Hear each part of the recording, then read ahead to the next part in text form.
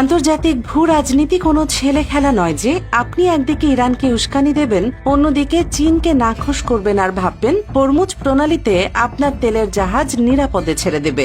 দুনিয়া আসলে এতটা সহজ সরল সমীকরণে চলে না যতটা বাংলাদেশের বর্তমান বিএনপি সরকার ভাবছে। মধ্যপ্রাচ্যের চরম উত্তপ্ত ভূ রাজনীতি এবং ইরান আমেরিকা স্নায়ু যুদ্ধের যে ভয়ঙ্কর দাবানল চলছে তার চরম মাসুল এবার সরাসরি গুনতে হচ্ছে বাংলাদেশকে। একটি দেশের সরকারের কূটনৈতিক অপরিপক্কতা, ব্যর্থতা এবং নতজানু পররাষ্ট্র নীতি কিভাবে গোটা দেশকে একটি ভয়াবহ অর্থনৈতিক এবং জ্বালানি খাতের খাদের কিনারে ঠেলে দিতে পারে, আজকের এই ঘটনাটি তার সবচেয়ে বড় এবং জঘন্য প্রমাণ হিসেবে ইতিহাসে লেখা থাকবে। বর্তমান ক্ষমতাসীন সরকার চাইলে খুব সহজে এই ইস্যুতে কূটনৈতিক নীরবতা পালন করতে পারত। যখন পুরো বিশ্ব মধ্যপ্রাচ্যের এই সংঘাত নিয়ে চিন্তিত, তখন ইরান দুনিয়ার তাবৎ দেশের মধ্যে হাত গোনা মাত্র 5 থেকে 6টি দেশকে তাদের হরমুজ প্রণালী ব্যবহারের জন্য বিশেষ ট্রানজিট ক্লিয়ারেন্স বা ছাড়পত্র দিয়েছিল। আর সেই পরম সৌভাগ্যবান দেশগুলোর মধ্যে একটি ছিল বাংলাদেশ। শুধু ক্লিয়ারেন্স দেয়াই নয়, ইরান অত্যন্ত প্রকাশ্যে এবং আনুষ্ঠানিকভাবে ঘোষণাও দিয়েছিল যে বাংলাদেশ তাদের অত্যন্ত কাছের এবং পরম বন্ধু প্রতিম একটি রাষ্ট্র। একটি দেশের চরম বিপদের সময় এর চেয়ে বড় কূটনৈতিক সৌজন্য আর কি হতে পারে যা ইরান দেখিয়েছিল। কিন্তু এই চরম সৌজন্যের প্রতিদানে আমাদের পররাষ্ট্র মন্ত্রণালয় কি করল? বন্ধুত্বের ঘোষণার ঠিক 2 দিন পরেই তারা অতি উৎসাহী হয়ে আন্তর্জাতিক ফোরামে ইরানের বিরুদ্ধে একটি কড়া নিন্দাবাদ জানাতে গেল। বর্তমান সরকারের ভেতরে এমন কিছু সামরিক ও কৌশলগত উপদেষ্টা রয়েছেন যারা এখনো পুরনো ধ্যান ধারণা নিয়ে চলছেন এবং সরকারকে প্রতিনিয়ত কান পড়া দিচ্ছেন যে আমেরিকা নাকি আরো অন্তত 50 বছর এই পৃথিবী শাসন করবে। তাদের সেই সেকেলে আত্মবিশ্বাসের মূল কথা হলো যে কোনো মূল্যে ওয়াশিংটনকে খুশি করতে হবে, আর সেই খুশি করার জন্য প্রয়োজন হলে ভারতের মাধ্যমে লবিং করতে হবে।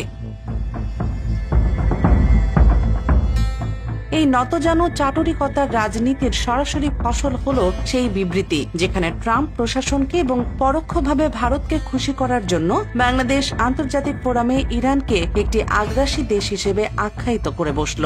একটু ঠান্ডা মাথায় চিন্তা করুন দর্শক, যে ইরান আপনার দেশের অর্থনীতির চাকা সচল রাখতে আপনার তেলের জাহাজকে বিনা বাধায় ছাড় দিচ্ছে, আপনি স্রেফ পশ্চিমাদের কাছ থেকে পিঠ চাপড়ানি পাওয়ার জন্য সেই ইরানকে আগ্রাসী বলছেন। স্বাভাবিকভাবেই ইরান এই অকৃতজ্ঞ বিবৃতিতে চরম অসন্তোষ প্রকাশ করে প্রকাশ্যে সতর্ক করেছিল, কিন্তু সরকার এতটাই অহংকারী ছিল যে তারা সেই বিবৃতি পরিবর্তনের প্রয়োজন বোধ করেনি। তারা হয়তো ভেবেছিল আমেরিকা তাদের মাথার উপর ছাতা ধরে রাখবে, আর ঠিক এই কূটনৈতিক বেয়াদবি এবং চরম অদূরদর্শিতার মূল্য আজ দিতে হচ্ছে বাংলাদেশ শিপিং কর্পোরেশনের গুরুত্বপূর্ণ জাহাজ বাংলাদেশ জয়যাত্রাকে। খবর এসেছে বিশ্বের সবচেয়ে স্ট্র্যাটেজিক তেলের রুট হরমুজ প্রণালী অতিক্রম করার অনুমতি এই জাহাজটিকে দেয়নি ইরান। মধ্যপ্রাচ্যের আঞ্চলিক সংঘাতের কারণে জাহাজটি প্রায় 40 দিন ধরে ওই এলাকায় আটকা পড়েছিল।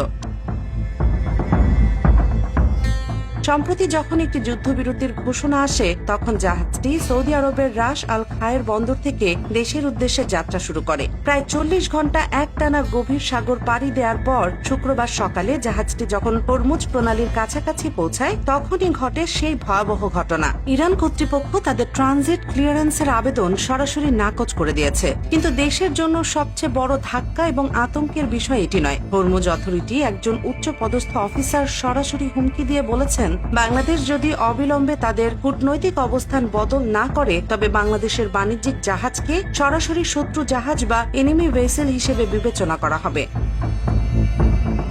আন্তর্জাতিক মেরিটাইম আইনে একটি বাণিজ্যিক জাহাজকে শত্রু জাহাজ ট্র্যাক করার অর্থ হল যে কোনো সময় সেই জাহাজের উপর সরাসরি সামরিক আক্রমণ হতে পারে অথবা জাহাজটিকে বয়জব্দ করে আটকে রাখা হতে পারে। একটি স্বাধীন সার্বভৌম দেশের পতাকাবাহী বাণিজ্যিক জাহাজের প্রতি অন্য একটি দেশের এমন প্রকাশ্য হুমকি আমাদের দেশের কূটনীতির ইতিহাসে সবচেয়ে বড় অপমান এবং ব্যর্থতা। আমেরিকা যখন সর্বাত্মক চেষ্টা চালাচ্ছে ইরানের রেজিম চেঞ্জে, তখন ইরান সরাসরি আমেরিকার চোখে চোখ রেখে কথা বলছে। বিশ্ব যখন খুব দ্রুত একটি মাল্টিপোলার বা বহুমেরু বিশ্বের দিকে এগোচ্ছে, তখন আমাদের সরকার পড়ে আছে সেই পুরনো আমেরিকার পদলেহনের রাজনীতিতে। তারা হয়তো ভুলে গেছে যে ওয়াশিংটনে বসে আমেরিকা বাংলাদেশের জ্বালানি তেলের সাপ্লাই চেনের গ্যারান্টি দিতে পারবে না। হরমুজ প্রণালী বন্ধ হয়ে গেলে কোনো মার্কিন নৌবহর এসে আমাদের তেলের অভাব মেটাবে না।